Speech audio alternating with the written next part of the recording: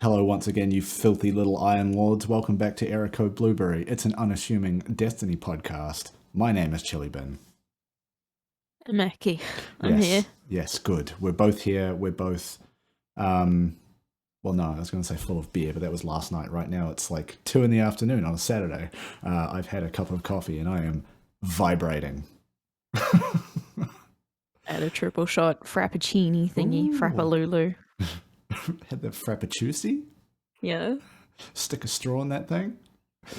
What is happening? Daytime recording was a mistake. Okay. Season of the Haunted continues, as does the rather emotionally confronting Grim. storyline. Yeah. So the first 2 weeks, we obviously very Crow focused. This week, it seems like Crow's stuff is kind of resolved, and we're moving on to take a look at Zavala's demons in the form of Sophia. Yeah. So it's really interesting because Crow's kind of peak, quote unquote, was him almost coming to terms with Aldrin and just acknowledging that is something he did. It's a part of him. And then sad boy make red boy blue boy. Now blue boy just hanging out near the Crown of Sorrow. Just vibing right there. That's it. And I think the themes of those first 2 weeks with Crow's story were that of, you know, acknowledging and accepting your past, whatever that might make you feel, or who you think that makes you. But Crow's kind of realizing, actually, no, I'm a different person than what I know of who I was in a past life. Which I think is all powerful stuff, and boy, was I not ready for it. And now it's Zavala's turn. For Crow, it was definitely like, people change. Yes. And you can still be a changed person while actively acknowledging you've done some shit. Yes, and there's also like the very literal aspect of this of like, you have literally been resurrected from the dead. You can be a different person, but through weird bullshit hive magic, you now know who you used to be before you died. And that's a lot to grapple with. That's a lot to try and reconcile. So kudos to Bungie for threading that absolute needle in terms of letting that narrative play out over such a long time. Like, it wasn't just these last 2 weeks. They've kind of been building to it ever since Crow came about, and all of that stuff happened with the Savathun crystal, and it's been a slow burn. And then I don't know if you caught this, but in last week's mission, where we kind of wrapped up Crow's stuff, he kind of started talking like he will become the Hunter Vanguard. A little bit, there was a line in there about like organizing Hunter patrols. I'm like, hey, that's the job of the Vanguard, actually. He seems a good fit, but it seemed like he was never ready to take on any responsibility, maybe until now. I think some of it too, like when you think back to a lot of the conflict in the previous season, after the assassin was killed by him and all this other stuff, I think a lot of it too was not even just fear of responsibility, but just fear, because he knew when people found out who he was, that, you know, it'd be hard to run the Hunter Vanguard when you've killed the previous Hunter. Yes, or someone under who the looks influence exactly of like a big you, moth. Yes. Yeah, under the influence of a big moth. But, you know, so I think there was a lot of that hesitation too, and Zavala being like, nah, you'll be fine, homie. Yeah. He's like, no, I won't. Yeah, the big moth by way of the big meatball, by way of the wish dragon. Like, there's all these weird sentences that only make sense in Destiny. Who watches the Watchmen? Yes, it's a meatball. It's all meatballs all the way down. Oh, meatballs all the way down. Thanks, John Grade. So, yeah, this week we're diving into Zavala's history. We've kind of heard the name drop Sophia in the last few weeks. And I'm increasingly certain that it's not a name we've heard talked about much before, because they very much have spent one of the lore books and these missions going into that and explaining the origin and who she is, and this sort of adoptive child that they had, and how he's come to be haunted by what happened. Uh, yeah. Yeah, and it's very, very interesting, and there's just a couple of, like, different interesting aspects of that one. Um, it's like, at first, the way it plays out, obviously, if you haven't played this week's mission, Go get it. go do that and then come back. Yes. The way it plays out, it's like you're in a you think that it's a direct fault of Mm. Zavala that both of them are dead. The Mm-hmm. way it plays out when you first start running through, you're just like, oh, he fucked up somewhere and both of them paid the price. Yes. Like it feels more direct. And then obviously as we get through it, we find out that it's a lot more layered and nuanced and very strange in the way that, like, from the outside looking in, you're like, dude, that's not your fault. Why are you beating Yeah. yourself up? Yeah. It's totally not your fault. But obviously we'll talk about it a little bit and then explain. But there was just a few really interesting kind of developments through that. Like it's very obvious in the beginning that he is taking on the blame almost entirely for what happened to both of them. Yeah, and I mean those words, both of them, is ambiguous right until the end of it. Because when you're running through that mission, Sophia's doing the voiceover saying, like, you know, speak our names and saying these things. And it feels like on the first pass, she's talking about Sophia and Zavala and saying, like, something happened specifically to the two of us and you refuse to acknowledge it, whatever that might be. And then, yeah, that fucking cutscene kind of lays it all out and is like, it's a little heartbreaking, the whole thing. Yeah, it's rough. But like very delicately handled, but just very intense.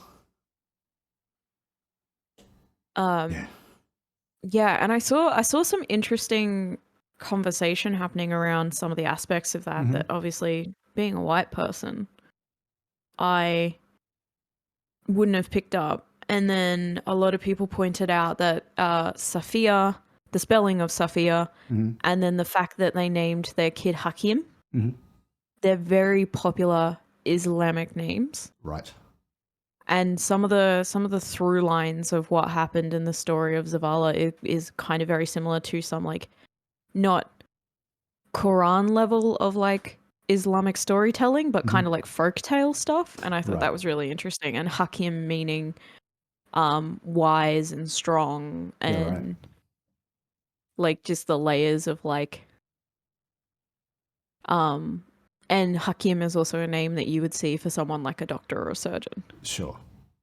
Like that's, you name your child with the intent of like giving them a good life. So you would name your child, for example, if you wanted like Hakim, you would give that to a son that you wished and experienced and learned like a learned life from. And I just saw a lot of like Islamic and like Islamic Destiny 2 players talking about the naming conventions and some of the stuff in the and the way Safia is dressed, and I was like, oh shit, like it's a lot more nuanced than they're trying to, I don't know, show some different cultures and be like, look, post Golden Age, post collapse humanity is not just this big monoculture. There are still aspects of these older cultures that survive through.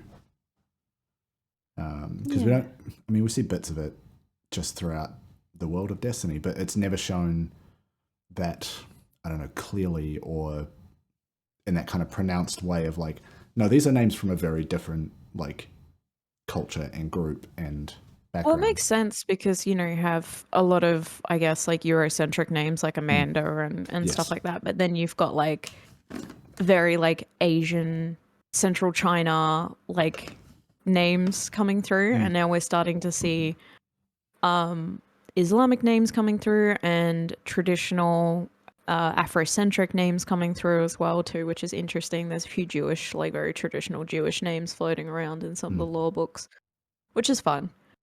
But yeah, like Zavala's story it's a bit of a kick in the chest. Yeah. So essentially it's like, and I'm gonna paraphrase this and largely, I don't know if I'll get it right, because it's based on my own memory.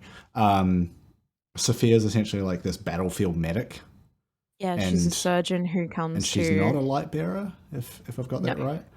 Yeah, and they meet, and it's contentious, and then that kind of grows into love and affection, and then there's where do they find Hakim? It's like an abandoned child or something, right? So Sophia comes to the camp where I think it's Saladin and Zavala from Right. memory. Yeah. And Zavala's a light bearer, and obviously Saladin's a light bearer. And because she was a surgeon, they brought her in because they were like, "Fuck, that'd be sick to have a medical professional here Pretty because handy. not everyone can res." Yes. And then yeah, they do that kind of. I kind of went a little bit ugh when they did it, but like that really kind of cliche of like they butted heads, but then they fell in love, like that whole thing. I was a bit like, oh, come on now.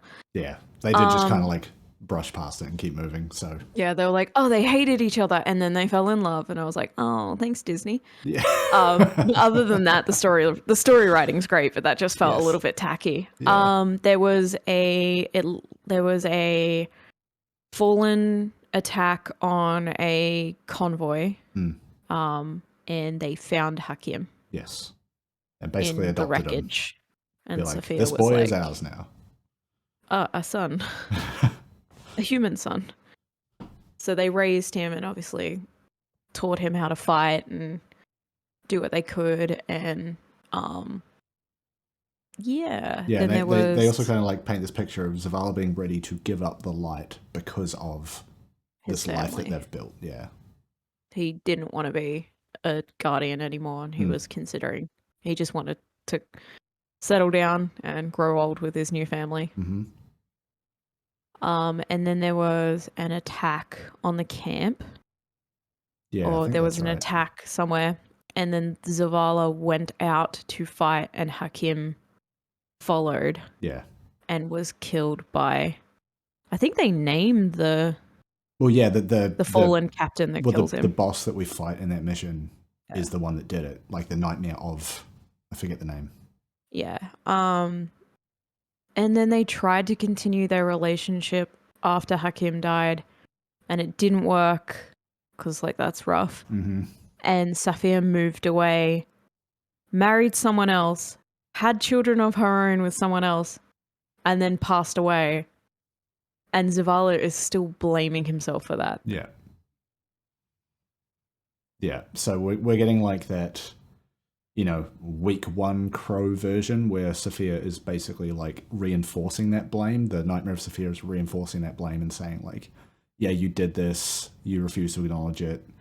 And Zavala just seems beaten up the whole way through that thing. Like every time you run into him and he has a little voice line, you're like, oh dude, I just want to give you a hug. This sucks. And she's saying terrible things like, and then he's like, but I waited. Like the fact that it alludes to like after she left, he hoped that she would come back and she didn't. She fell in love and moved on. And she's using that and he's like, but I waited. Yeah. I waited for you and you never came. Like, I waited for you. Like I did what I could. I waited. Like, and she's like, oh, well, you obviously didn't care. And he's like, I waited it like a century. Like, what are you? Oh, I waited a deathless century. Where were you? Yeah. Yeah. And that's really heartbreaking because, like, he kind of just breaks down and falls to the floor and he's like, I waited for you. Yeah. And then, like, some of the stuff we've talked about came in the cutscene that happens after you finish that mission. You go to the helm, you talk to Eris, and she's like, look, Zavala hasn't told you much. Here's what I know. And then you get one of their, like, sketch animation cutscenes. Really lovely, beautifully done. Definitely runs at 30 frames a second because I was, like, in the menu, because I'd seen it before when you and I ran it. So I was, like, in the menus just checking something while it was playing. I was like, man, the interface is, like, really janky. Oh, there's a cutscene playing now, and it's just slowing the whole game down. But they look very pretty. And, yeah, they kind of dig into a lot of that stuff and show the story of their relationship and family and it coming to an end. But yeah. But at the same time, that's what Eris has been told. And yeah. In the same breath, they acknowledge that Zavala never really spoke about what happened before the tower, or the original tower. Yeah. Before he came to the last city. He doesn't really Mm. So she could be gleaming that from him or rumors or Yeah.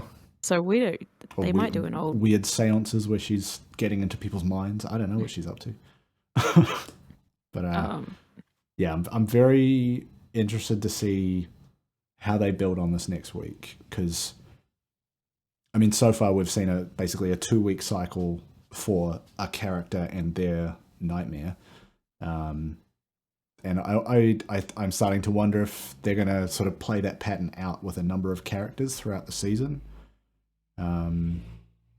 Is it going to be limited to the people that were in that initial seance cutscene at the beginning of the season, right? Because that was Crow, Zavala, Eris, and us, right? Is this all part of that ritual, that process, whatever we're going through? When's it going to be our turn? What is our nightmare? Well, like Eris's turn is we have to cycle through all fucking 5 of her fire team that she lost on the moon. The fucking worst boss rush ever. She's got like 7 deadly sins of fucking regrets. Yeah, it's of ghosts. Pretty much just like a really bad Scott Pilgrim situation. I came to the realization the other day, I was like, Zavala and Crow have one of them barking at them constantly. She has 5. And had that for a long time. She lost her whole fire team. And obviously regrets it, as we touch on in that campaign that I never played. I played it when it first came out, so I remember. But they talk about her losing her whole fire team. And it, like they pretty much said she's haunted by her whole fire team. So she's got 5 of those fuckers yelling at her 24/7. Surely that's her version of this mission, right? Is we just jump in and it's a 5-on-1. That sounds rough. No wonder in like some of those moon missions she's just randomly shut up. Like she just snaps occasionally. I know. So intense. Huh. But yeah, that's the seasonal story stuff this week. There's ever more nightmare containments to do on the Leviathan. I keep like going back and finding more of the little secret bits that are hidden around, like some of the random champions that will spawn in, like the named ones that are associated with the triumphs for the Leviathan. Some of them are really hard to get, and you have to like wait for an hour for it to cycle through. Some of them are like triggered on. There's one where if you go into the pleasure gardens, there's like a sequence of 3 of these nightmare champions that spawn in that have specific names. You kill all 3 of them, and then this 4th one that is essentially an amalgamation of all 3 spawns in, and it's huge. Ew. But all of that stuff is like random encounters. But I figure if I just go in there enough, eventually I'll hit them all, rather than just sit there and wait, which I almost considered doing. Yeah. And I mean, it's a cool environment. I'm enjoying it. It's enough for like 3 or 4 of us just to pile in and run around for a couple of hours and see if we can knock it all out together, at least. And the nice thing is with the weekly seasonal challenges coming out, there's usually one that is like, go to the Leviathan and get 100 solar kills or something like that. So you're like, well, I'm here for that anyway. If one of these things pops off, great. If not, well, I'm just going to go do something else. I've got more seasonal challenges to get done. Yeah. I haven't played any Gambit this season, except the first week because I needed the pinnacle. I should play some Gambit. You get sweaty in the Gamby. Gotta get that dredgy. Get that dredgy gilded. But yeah, they're laying it on. The last 2 or 3 months have been pretty heavy in terms of Destiny. Like we've had to.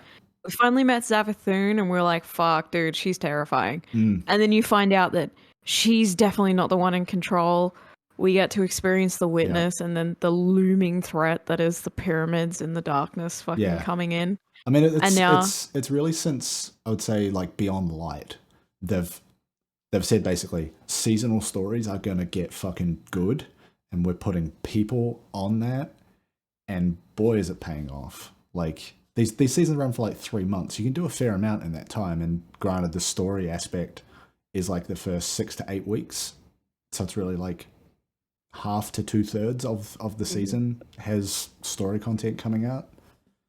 But they are just weaving all these little threads, and Some of them are rather large, actually. Also, it's just been heavy. Yeah. It's just been really heavy. Even like season of the, what is it, last season? Season of the Risen. Yeah. Even some of the through lines of that were pretty heavy. Yeah. Yeah, there was bits in there that were like adjacent to, hey, maybe we shouldn't torture these captured individuals. Like, what are we doing here? What if we didn't commit actual war crimes? Yeah. Oops. Geneva Convention, not in the tower. Hey man, get out of my mindscape. That's what it is, not brainscape. Chris Angel Mindscape. Keitel Angel Mindscape. She's gonna make Gaul float over his house. Just gonna levitate up like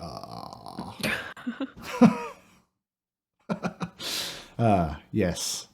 It's a pretty good time. Yeah, it's been pretty intense. I'm enjoying it though. Yes. And also they're fairly quick to get through, like maybe an hour and you'll get through the weekly story stuff. Which, you know, for those of us that are a bit more time poor during the week, it's pretty nice to just need to put in about an hour's work and not miss the story.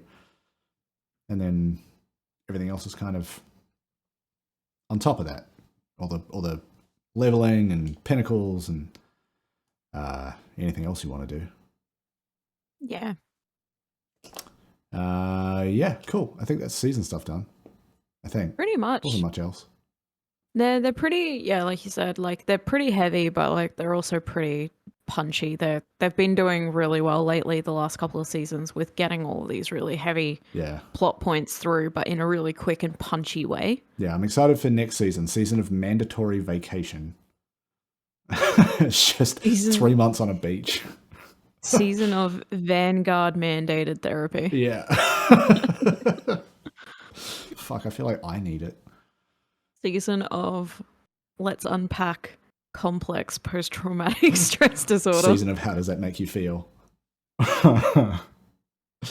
Dear. Okay. Other stuff that is happening. Yeah, well, this one will be fairly brief. This season we saw the introduction of the raid rotator and dungeon rotator system. Basically, if anyone hasn't had a chance to do it, every week a different raid and dungeon will give you a pinnacle when you finish it. This week for the raid side of things, it was Deep Stone Crypt. Yeah. Our most run raid as a group. And we slammed a run in last night at like 2 hours 40 something or other. With 2 new members. 2 new people, yeah. People hadn't done it before. Some amount of spoilers had gotten into some of them over the time it's been out, but it was actually really sweet to go through and like have a couple people like audibly have their minds blown by some of the reveals in that raid. Like the going to space part, the spacewalk, the Deep Stone Lullaby, just being like, damn, hearing them say like, damn, this is cool as shit. Like, yeah, those are those raid moments that you remember. The first time they went to space in the pods. Yeah. And then hearing, like, I didn't go up with them, but I could tell when they popped out because they were just like, oh, whoa, wow. We're just standing in the downstairs section, just like, yeah, we know what you're up to. Yeah. But yeah, that was a good time. Hang on. Okay, so a couple of things got ticked off as a result of that raid. You got eyes. Yeah. Which then meant... I now have the Dredgen title. No, Descendant. Descendant, yeah. Yes. D something. No. So I don't care about titles, unless it's the gun. Yeah. So yeah, pretty big evening for you. Getting a couple of things in there. Squealed in all of your ears, and I'm not sorry. Yeah. Sorry. I'm not sorry. Just like good. Pop it off. Not sorry. Yeah. Well, I had that moment where I was down when we cleared the boss, unfortunately. We did it in 30 seconds. We cut it damage so fucking close. So I was on well duty. Uh-huh. And we were down to our last res, which I think I had. So me going down, oopie. Yeah. No, I think we actually used our last one. Yeah, I think I did because I did a real late scan on that one because I was rezzing someone. Mm-hmm. So I was doing scans, really late scan. I think debris got me. I think I got booped into debris, which it happens, especially with newbies. They don't know kind of jumping patterns. And, you know, I had to establish like, hey, let me jump in first because I have the well. I don't even think we got there. I'm pretty sure you got knocked off the map near 3 and 4. No, I got rezzed and then I did the double dunk. So I got rezzed and then did a double dunk of nukes and then I went down in the damage phase. Gotcha. Because I went down just before we hit the final stand. Yeah. You guys started chasing him in the final stand. Yeah, and I think someone else had gone down right before we started the damage phase because I saw the timer come up that says light fading, minute and a half. And we were waiting for the fucking damage to actually start for us to be able to jump into the area anyway. Yeah. And we're just like, so cool, we've just lost 10 seconds. I'm shifting between all of you, watching the damage phase happen, just like where is the damage coming from? Damage. But then I could also jump to a third person view, which means I was also able to be like, he's up the back before he got to the back because I could see him teleport before you guys did. Yeah. So essentially what had happened, just for like the full play-by-play here, we'd dunked the final nukes. He had like this much on his health bar and then the final stand element. So we knew it wouldn't take much to finish the raid, finish the boss. So we got those final nukes in. We were moving over to get set up in our position for the damage phase, which for us means I put down a Ward of Dawn, we all stand in it until we can jump into the damage donut and start piling on the numbers. As we were moving to set up, someone died and we had no revives left. Timer comes up. You've got a minute and a half before you wipe. And I was just like, look, we can finish this. We just have to hurry. So yeah, we get set up in the Ward of Dawn, we jump in, we start hitting. I think 1 or 2 other people die just during the damage phase. And then it goes into debris. I watched it happen. And then it goes just as I was about to be like, hey, player, you're too far back. He gets thrown by a piece of debris. I'm like, fuck. Yeah. And then it goes into last stand, which is Tanix just teleporting between the 3 locations. And we are down to like 3 and then 2 people. I'm down to just using a kinetic pulse rifle that has Vorpal, so it's kind of okay. Alex ran out of div ammo. Yeah, so we're just like whittling this fool down, and I think we were probably down to our last like 20 seconds. He exploded on the 12-second mark. Okay. Because I stopped looking and breathing. I was looking between like him and the timer, like back and forth, and just holding my breath. Yeah. I think most of us stopped breathing for that last like 30 seconds to a minute. It was one of the most tense boss fights we've had in a while. But also fucking rad feeling when you finish something like that. When you pull it off, like when you clutch it like that, it's always so much fun. Yeah. Especially considering like the main 6 or 7 people that we rotate that dungeon with, we've all got it down to almost like a fine art. Like we can get Deepstone Crypt done in 35 to an hour. No, I'd say over an hour, honestly. We get it down pretty quick if we're not fuck-assing around. But Deepstone I don't know Crypt if we've is ever also gone under an hour, to be fair. I think Leviathan we got under an hour. Deepstone Crypt is one of those like comfort raids for us, so we fuck ass around in between the encounters and like goof around and. Oh yeah, if we were to put a run together with no goofs, probably 45 to an hour. Yeah. But never the thing is we fuck around. Deepstone Crypt is like the one that we drink in, like. Yeah.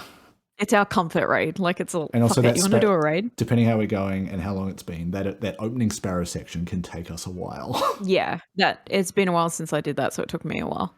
Yeah. So I was down when he went down. Mm-hmm. So I got auto-resed on the floor, and all I could see was my purple. And I was like, oh fuck, run 28. Still haven't gotten eyes. God damn it. And I jumped up and went over to inspect the chest to see if I could get the sparrow yet. Right. And I see the very tippy-toppy yellow. Yep. And that's probably when you heard me go, no. And then I start screaming because I go around it. But I waited until I picked it up because remember that one that one time probably 10 DSCs ago where I thought I had it and it ended up being controverse holds. Yeah. It's just weird. I got really fucking angry. That is such rough RNG that they allow a non-raid exotic to drop off the raid boss. What I think had happened is I think what had happened is it dropped off at just a normal enemy and I didn't see it. Oh, sure. Something like, because it was on the floor. It wasn't up on the platform. It was down on the floor. And I started going off and then I was like, it's controverse hold. Are you fucking kidding me? Laughed at. So I didn't make a noise until I picked it up and saw it was 100% eyes because I didn't want to get trolled again. Yeah. And then I blew out everyone's headsets screaming because it's... Hang on. Something you just said before, you were going up to the chest to see if you could get the sparrow? You mean always on time? Yeah, like... You don't even buy it from that chest. No, you know what I mean? Like, just checking the shit is what I meant. Yeah. Checking, like, the shit. Okay. Because there's a few things I wanted to buy. Yeah. And then, I just didn't end up buying it because I saw that little yellow bit and I was like, fuck this, bye. Yeah. And then, I just started screaming. Yeah. Yeah. And then I ended up looking at, like, how close I was to Descendant, and I'm at, like, 15 out of 19. It's a couple of those, like... I think it's like the all solar and all void runs I still need to do, which now will actually be really fun because we've got 3.0 of both of those. Yeah, it's super easy. Yeah, I also need to do short circuit, which I hear is a massive pain in the ass, and I need eyes. That's the only other thing. That's the 4. That's so rough. Oh well, raid rotator might mean that we do it more often, and maybe in the next 10 runs I'll get eyes. Or not, because that's also possible. Yeah. Yep. It was on run 28 when I got it. Yeah, but it was a good time. I enjoyed doing that. And it was also like fairly good after what was a pretty rough week for me to like sit down, crack a beer, spend 3 hours in a raid. Just like, okay, I'm going to forget everything. Because we also have to teach people, so it's very focus intensive. Yeah, and it was also really kind of refreshing to teach people to walk through a raid that we know off heart. Yeah. Off the back of our hand, by heart. At this point. Like it was really refreshing to actually like have to sit down and go through everything again and run through it again, whereas it's become almost like second nature for us. Like we know our positions, we know our roles, we know what we usually do, and we just do it. Yeah. Having to actually stop and pause and take time. I felt like I reappreciated the raid a bit. Like it's a raid that we talk about all the time because it has a massive soft spot for all of us. But like, yeah, and then getting to experience the spacewalk with people for the first time again was nutty after what 6 months, almost 6 months of not doing DSC almost at this point. Being back out on that spacewalk, woo! Yeah, just those doors opening notes on the piano. Oh, it still hits. It still hits every time. I had to mute my microphone because I ended up telling them anyway, but I didn't want the new guys to hear me audibly sobbing. Yeah, I was riding that line of like, I want to be ready to tell people to shut up because this is like a really impactful moment, and I want it to land if it's going to land. But also wanting to just like let it wash over me a little bit. I might just go and get Deepstone Lullaby and pump it over the sound system later and just like lie down on the floor.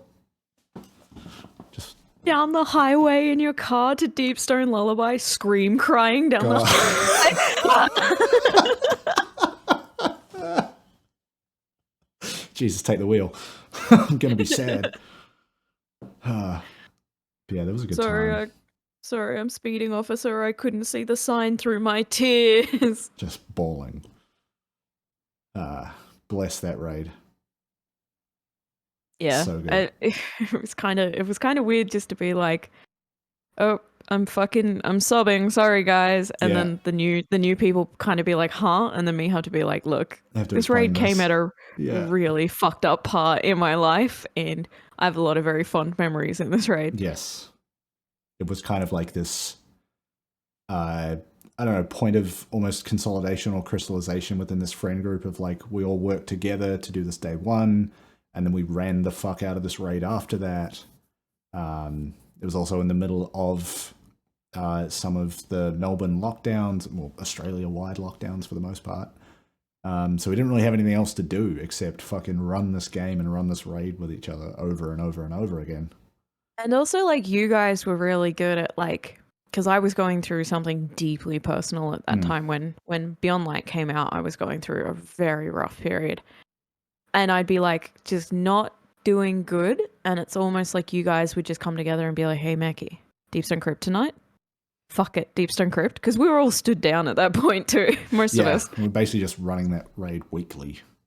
So it was just like, it was good because I'd like open up to you guys about how I wasn't coping, and then the LFG would light up and it'd be like, beers and Deepstone tonight. I'm like, you guys rock. Drunkstone Crypt. We came up with all sorts of names for that. Doing shit constantly. Deepstone Mech was one of them. Yeah, probably. When I wanted to run a Deepstone Crypt around my birthday. Oh, so you guys called it Deepstone Mech. It doesn't even fit the acronym, but whatever. Yeah. Deepstone. Dollar Shave Great Club. raid. Please never sunset it or I'll actually cry. Yeah.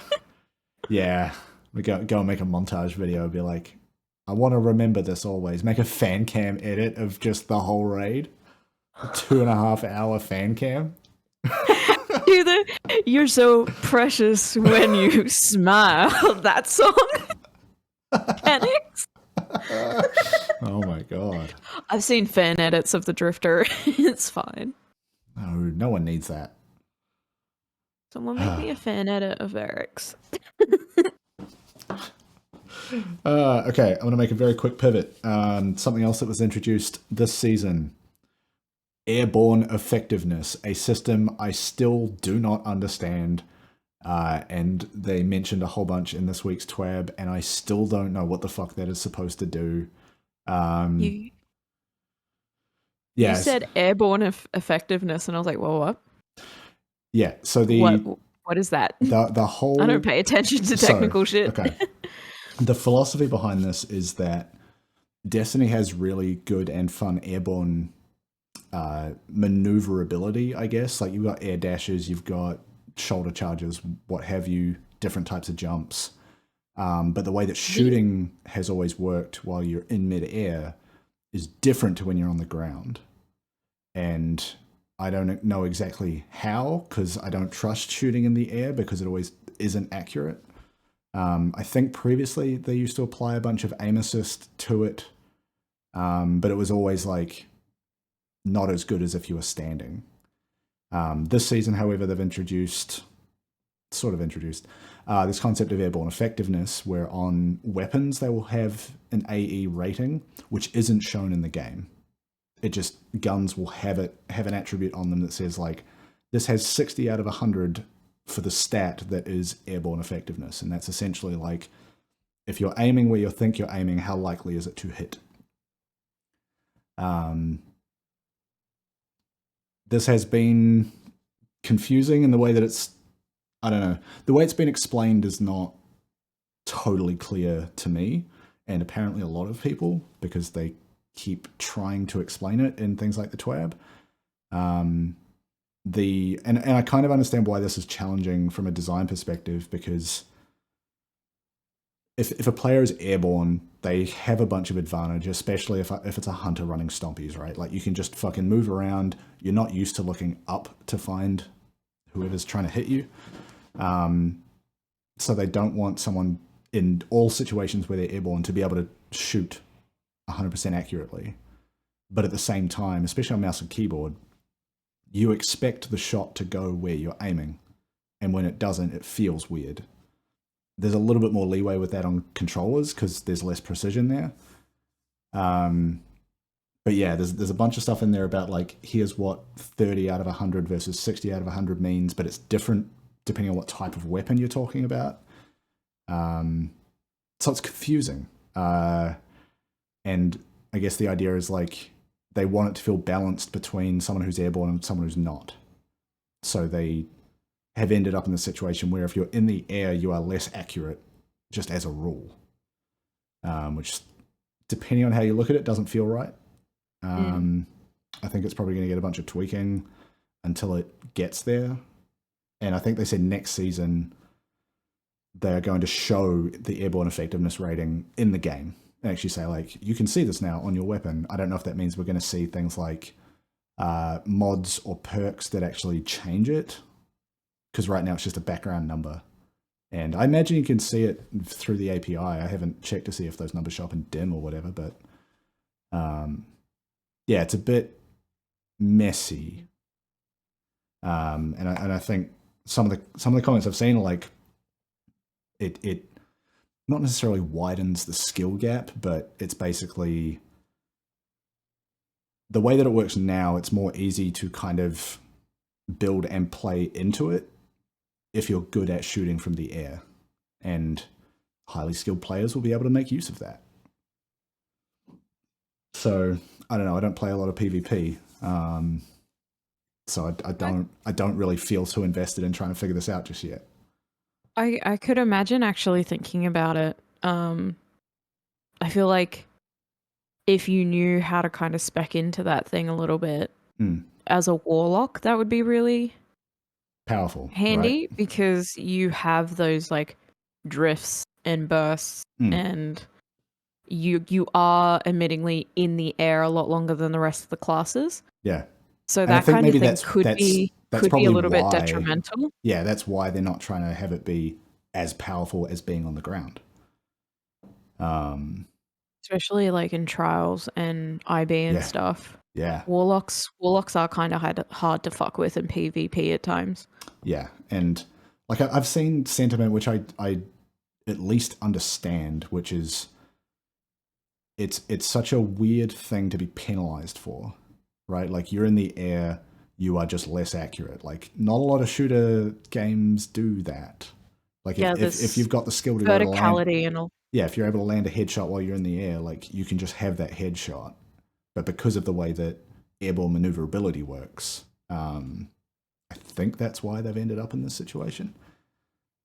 Yeah, because the only other first-person shooter game that I could think of that has active airborne elements was the Titanfall PvP, because you had the ziplining, like the grip hook stuff, and you could throw yourself and shoot while you're throwing yourself. When that happens, you're moving pretty Apex quickly. does a little bit of it too. Yeah.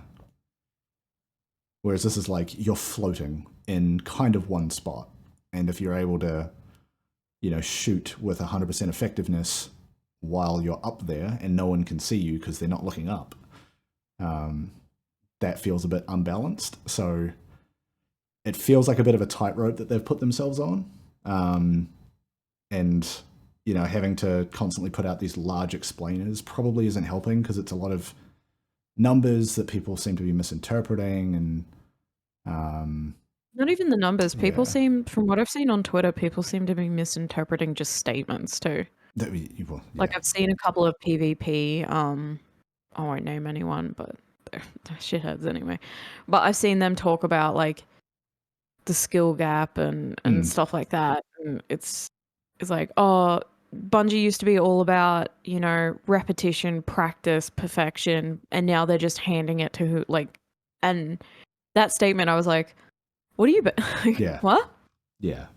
What are you basing this off other than salt? Like, I don't think that's what they meant. Yeah, I don't think they meant they were handing it to people. Like, it's this is interesting bit, something trying to balance. This is interesting bit in the TWAB at the end of the airborne effectiveness section, where they basically say, look, we're listening to feedback, obviously, but if you're submitting feedback about airborne effectiveness in particular, we also want to know your entire build, because that is a factor here. Like, how much are you built around being in the air? If you say you expect to have landed this shot, we're going to look at your build and tell you whether or not that's true, or whether it should be true. And they'll, within that, try to find the feedback or the things that need to change. But it's not just like, I point mouse at head, I expect to kill. It's like, well, you're in the air, there's a penalty there. You're in the air and you're using Gnawing Hunger from 200 feet away and expecting to get like a crit on that one. Yeah. Like, that kind of goofy shit. Or like, you're in the air and you have a shotgun and you're expecting to do damage. Like, it's like the crazy montage shit of like, I'm in the air and I sniped someone from across the map. It's like, okay, I kind of want to just give that to you though, because that's mad. Like, if you can pull that shit off, go nuts. someone who knows like D1 trial sweats and a few of them who got famous in the community for being very good. Yeah. Yeah, there's that kind of shit that I'm like, I'm not even mad. But then if you're a warlock running Wings of Sacred Dawn and you're just sitting in midair, like, okay, maybe that's not that challenging. Maybe settle down, actually. Well, that's like when we do occasionally play trials together and you guys will go to cross like an alleyway or a doorway and I'll jump and float over the top. And that's because I know people are watching the ground. They're not watching. Yeah. So it's safer if you're not crossing to shoot, you're just crossing to change position. Sometimes it's just safer to drift over or blink over. Like sometimes during trials and IB, I'll put blink on. Yeah, that's why I like doing the Flying Titan surprise a lot of the time. So I'm going to be up here and then I'm going to start a Thunder Crash. And I'm just going to go down because I know where you are. That's fun. That's fun to me. Airborne effectiveness of Thunder Crash is 100%.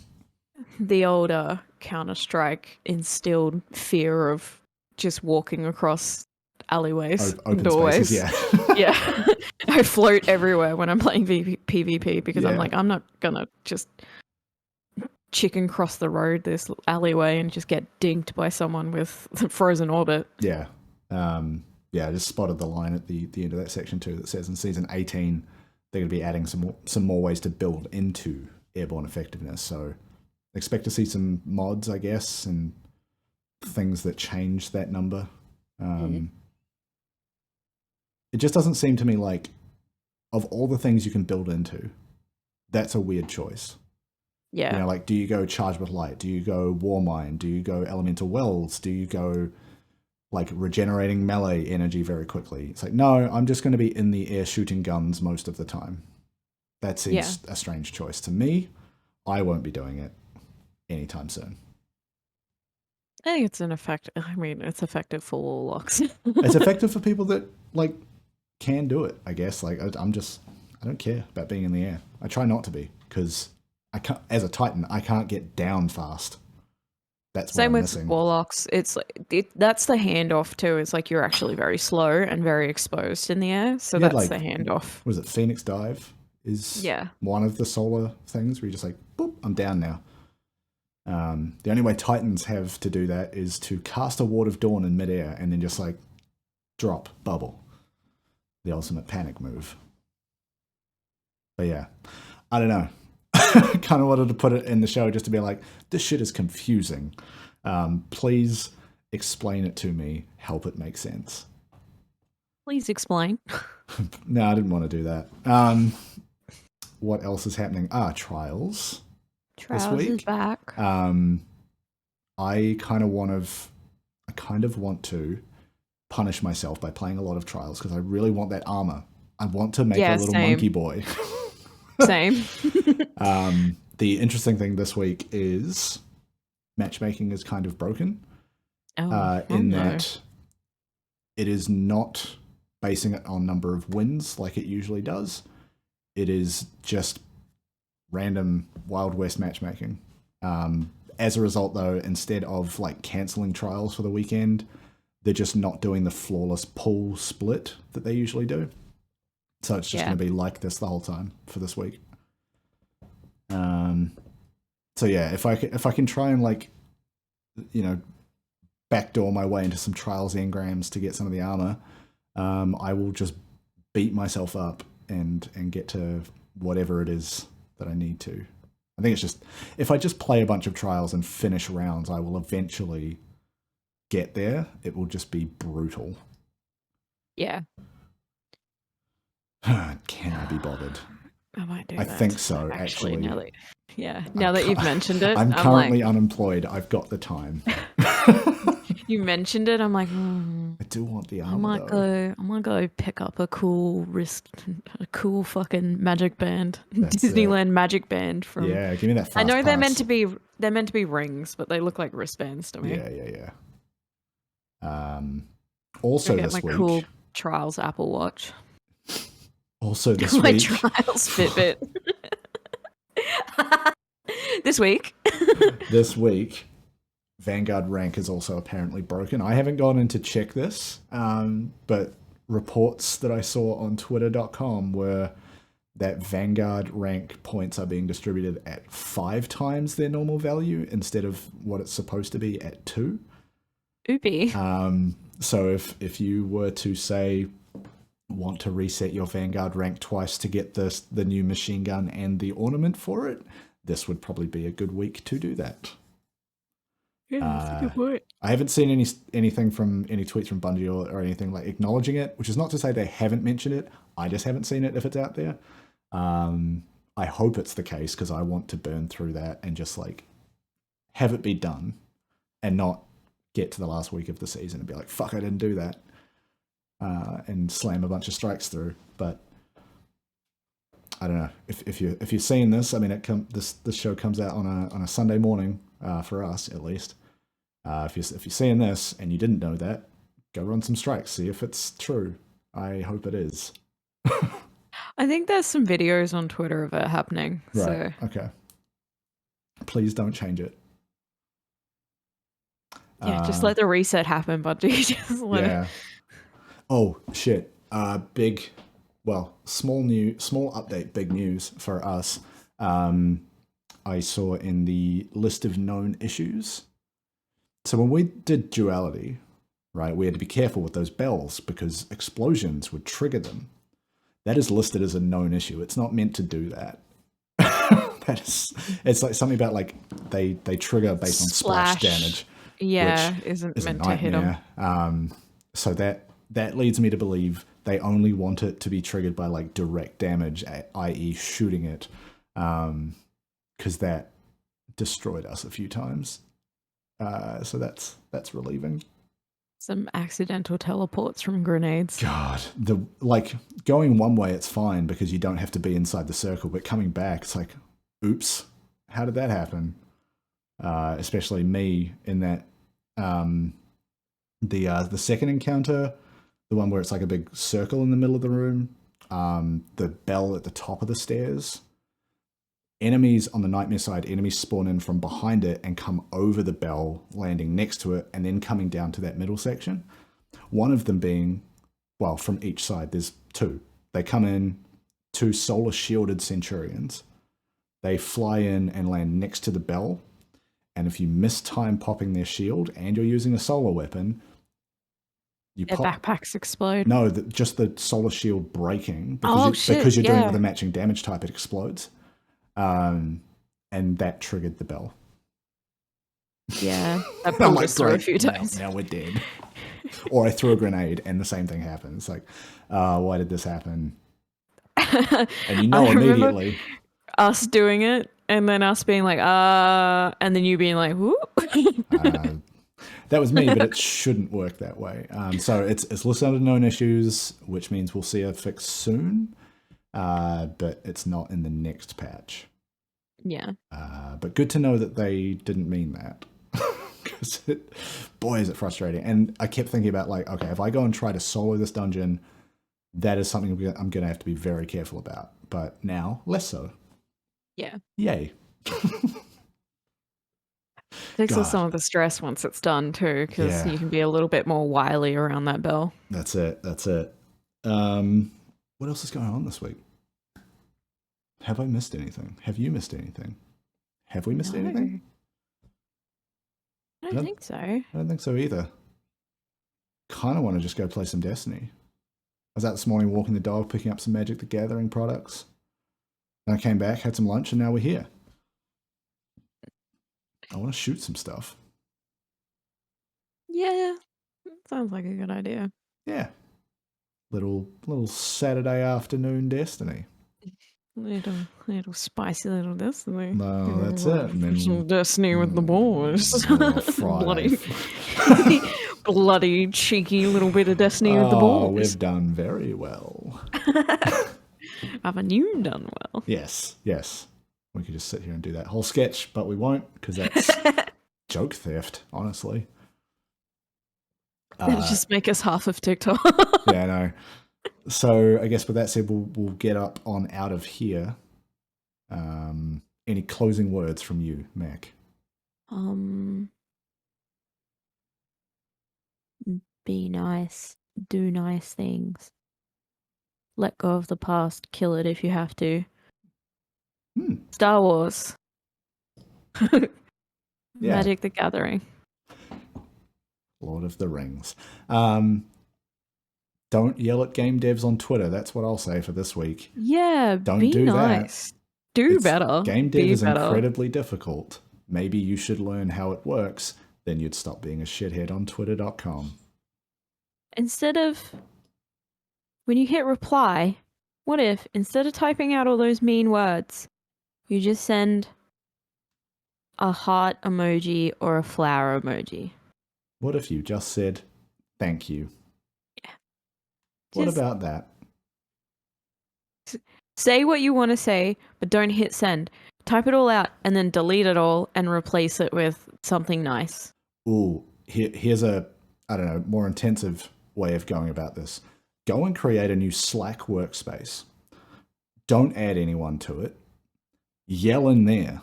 No one can see it. You get it out of your system. And nobody has to get sad. You can message yourself on Discord. Can you? So send yourself terrible things and see how you feel.